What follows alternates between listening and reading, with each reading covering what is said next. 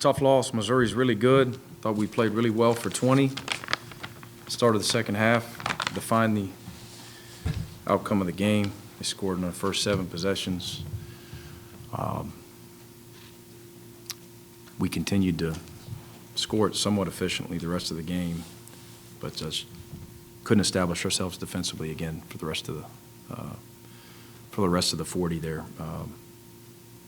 Literally starting the first possession of the second half. Not our best defensive performance, but Missouri's really good. Credit those guys. Do a fantastic job. Played well. Hard to guard. Changed up defenses. They got a chance to make a run in March. Coach, Dakota was held to 0 points tonight, which was rather unusual for him. Yep. I know he's coming back from injury. Would you say that hindered him at all tonight, or was it just? I don't know. I don't know where his pain tolerance is, how much he's hurting. I don't know. He hasn't practiced much. Yeah, but there's so many other ways you can affect a game. We've got to guard and we've got to rebound. And it was actually one of our better offensive SEC games. If you get a few stops, that 74 might be 85. Just couldn't collect stops. Our guards did a poor job overall, helping our bigs rebound the basketball. They had three-point shooters that literally get their own rebound. You don't see that much. So just not a great effort there. That said, again, the positives are that we did some better things offensively. 15-9, if I'm not mistaken. Yep, 15-9, shot over 50% against a really good defense. Only got 10 offensive rebounds, but again, shot a good percentage. But 18 to 3 assist turnovers for those guys. That's what they do. They're fantastic. With that statistic, but their 17 offensive rebounds were probably the biggest stat of the game. You mentioned the defense, especially in the second half. I think both Asa and Artis, they felt like they could have played a little harder. Did you think it was any effort, or what was the key for Missouri? I don't think it was our best effort game, but I wouldn't question those two guys' effort until I watched the film. And there might be a possession or two. It's a 40-minute game. These are long games, and we've got guys that we've kind of morphed into playing a few guys heavier minutes than we were a month ago out of necessity, really, trying to win a game. And Silas left a lot of effort out there on the floor. R.J. Godfrey did as well. I thought Blue played really hard. And as I told the guys in the locker room, Asa Newell, we're down double figures late, and he's playing like it's the Super Bowl, and that's who he is. We need more consistent effort like that from some of our older guys. He's a true freshman, and he showed a lot of character today, as he always does. Mike, you wonder what you and your staff can do to get more out of the team in the second half of games? Wonder it a lot, consistently, every day. Talk about every day. We've tried a few different things, and we'll try something else. We'll have a long conversation tomorrow. We'll talk about it on Monday. It's all we talk about at halftime. At halftime, we watched. We've tried watching positive. We've tried watching negative. We've tried not watching. We've tried just talking. We've tried not talking. We've tried giving our guys a lot of time just on their own. We've tried giving them no time on their own. We've met in the middle. This is a mystery. I haven't coached a team that struggled this much early second half. I can't put my finger on it. I'm going to get more feedback from our guys that'll be the next, in the trial and error process. I just planted a seed with those guys, our young guys in the locker room. I want them to talk about it. But at halftime, it's not about, trust me, we ain't celebrating winning a half. We go in there and watch defensively the mistakes that we made. And the message is clear. We've got to be better in the second half defensively to beat a good SEC team. And, early second half, man, we weren't very good defensively. Coach, last week you mentioned the transition defense against Mississippi State. Yeah. Tonight, Missouri got 19 fast break points. Yeah. What does that boil down to in giving up a lot of those easy buckets? Maturity, consistency, mental toughness, connection, communication, and that's a two-way street, talking and listening. Lack of distraction. Their first basket of the game was off a make by us. And if you watch it, the ball went in the hoop and we didn't have 5 guys turning and sprinting like elite defenses do. And we've been elite defensively at times. It's just not a good start to the game. Whether we're talking, I don't know. When the ball goes through the hoop, then we're going to continue to work on it. Sometimes we have a guy jamming the handle, or sometimes we don't. But either way, we have either 4 or 5, and we'll do it again Monday, we'll do it again Tuesday. Guys that turn and sprint to set our half-court defense. And with this matchup, that was our defensive key for this game. Trying to make these guys who are elite in transition and space, and they turn people over. And so they're in space a lot, and they've got guys that can shoot it and guys that can drive it. And then the more in space they are, the better they are in the offensive glass. And just didn't do a good enough job there. Now, that said, on makes overall, that wasn't the biggest deficiency for us. Their fast break points for the most part were us throwing them the ball and them going and dunk it. Our live ball turnovers have haunted us all year. We've gotten better with it. 15-9 is really good for us. But 5 or 6 of those 9 were loud that led to dunks on the other end. Hard to win that way. When did you start seeing that trend of, I guess, struggling to get back at defense quickly, all that kind of thing, stuff you were talking about last week? Well, early in the year, even mids, even when you're playing those games to get geared up, for the SEC season. And certain teams won't make you pay, and certain will. Everybody plays different, everyone in your schedule. But again, that wasn't the biggest factor. I didn't like that first possession, obviously, where we gave up a basket immediately after scoring our first basket. But again, the live ball turnover transition points for those guys, a little bit harder to control.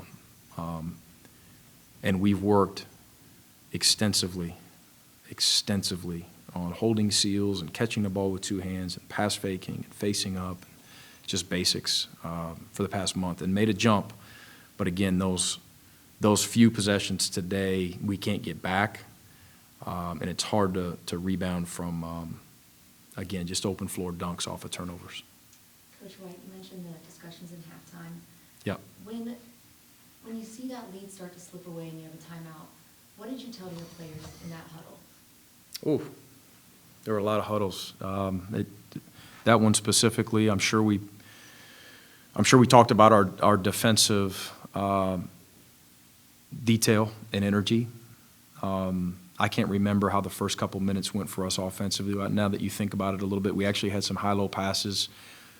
We were in a pretty good rhythm early second half offensively, getting really deep touches and finishing. Thought Godfrey made some really good passes to Asa. We just could not establish ourselves defensively. Just couldn't do it. And then when we force a tough one and there's a long rebound, they beat us just dead honestly. I mean, they beat us to a lot of those 50-50 balls.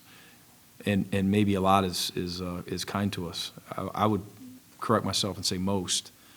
And they're deep and they're athletic and they're tough, but we needed to get more of those. Coach, how important is the timing now to not have a midweek and you get a full week to recover before going on break? Either way, I told our staff, whether you win this one or lose this one, still you're taking advantage of a week off, and you're really going to get after it Monday, Tuesday, do some inter-squad scrimmaging and really look at everything you're doing and just try to improve in every area. We got to take a day off tomorrow per the NCAA, and we'll play by ear the rest of the week, but we're going to get after it on Monday. We're going to get better on Monday. You mentioned improving, different things over the break, but is there something specific that you're looking at that you really want to attack more than anything for Auburn? Live ball turnovers, especially on the road, especially at Auburn, in that environment. I'll tell you right now, we're a week out. It'll be the biggest key to the game. Defending our glass has got to be better, of course. Some of those they're just going to get, They got 17 today. If we did a great job, maybe they get 8 or 9, but some of it is just the way it bounces. And these guys take long ones, and they know when shots are going up too. They've got really good roll definition. When Caleb Grill comes off a screen, they know it's going up, and he's got a beautiful stroke, and they set good screens for him. And then when it goes up, they got 3 or 4 guys chasing it, and they just beat us to a lot of those balls. Mike, do you think the grind of the season gets to your team this time of year? You guys beat St. John's in November. Yep. Beat Kentucky in January. That can't get this kind of W. I think I think the grind has an impact on everybody at this level, period, you know. We've also had 2 or 3 that could have gone the other way with just one thing that could have been a little bit differently, and we wouldn't be talking about the grind. We'd be talking about how good of a position we're in, you know. This one was big. Our guys knew it was big. I think it was early second half when we couldn't collect any stops. I think there was an emotional toll. You could see it with body language. You could see the way our guys carried themselves. The connection reduced a little bit. You can see it offensively, defensively. It's a monster league, and Missouri came out early second half and won the game right there. To follow up on that, you've got so many opportunities still ahead of you to get where you want. Sure. How do you keep the frustration from boiling over for the team, especially with the week between games? Well, I'm not really big into that, honestly. I wish we'd get a little more frustrated. You know, frustration boiling over, sure, let's do it. Let's take it out on how we block out. Let's go get a rebound. Let's get a stop, you know. No, I wish we would have played more frustrated early second half. Really the entire second half defensively. So if, you know, if a tough week of practice can get some more out of some guys in terms of their intensity and our mental and physical toughness and our ability to fight through fatigue and get stops and get rebounds, then if you're frustrated, that's fine. That's fine. Just as long as you continue to be a good teammate and be connected with your teammates and continue to do what we're asking you to do. But we've got to play a little more frustrated. Time for one more. Played 40 minutes, and Yes. Coach Gates talks about noticing that and that factoring into his decision to track. Mm-hmm. Going into your talks about what to do in the second half, do you worry about the grind on that position particularly, and maybe your lack of options at that position? Silas playing 40 had nothing to do, in my opinion, we all have different opinions, had nothing to do with the outcome of the game. If he didn't play 40, we might have lost by more than 13. I would argue that we would have. He was fantastic. He got blitzed a lot in the second half, and that forced us to throw it to our bigs in space. And we made some good decisions. Really, the loudest turnovers were by our guards. But I thought our bigs made some really good passes to each other when playing out of some of those blitzes or trapping of ball screens. We called them blitzes. Justin Abson made some good decisions. R.J. Godfrey made good decisions. We did a good job exploring some of those cross matches off a lot of their switches as well. Again, Asa early second half just made a killing at the rim.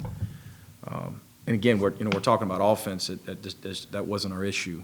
You know, it was one of our better offensive games. If you would have told me every SEC game we'd go 15-9 assist turnover, we'd have a few more wins. So that was pretty good, you know, and then shooting over 50%. We couldn't get a stop. So you talk about those periods where maybe you can't get a stop. It's like 13-0 this game, and then obviously A&M was very long stretches of time. Yeah. How do you, is it mental where you guys just can't seem to stop anything, or is it just mistakes that you guys are making on the defense? Well, we'll watch it closely on film, but again, with Silas, I didn't see watching it live, him make many defensive mistakes. He's fantastic defensively for us. He's continuing to be. He's turning into one of the best defensive guards in the league. I'll have to watch it closely, but I said it earlier. I didn't think our level of energy was quite the same. Our level of communication, early second half, just whether it was a ball screen or a back screen that wasn't quite called on time or wasn't quite heard, on time. A collection of those things. A guy not being in the right place at the right time, not loading to the basketball when there's a baseline drive. We fell for a couple shot fakes. This comes to mind as I'm rambling here, early second half, by guys that we were trying to late close out on, as opposed to this guy. This guy's not Caleb Grill. With Caleb Grill, obviously, we're sprinting at him, trying to do whatever we can to make him bounce the ball. But just that attention to detail failed us a couple times there early second half.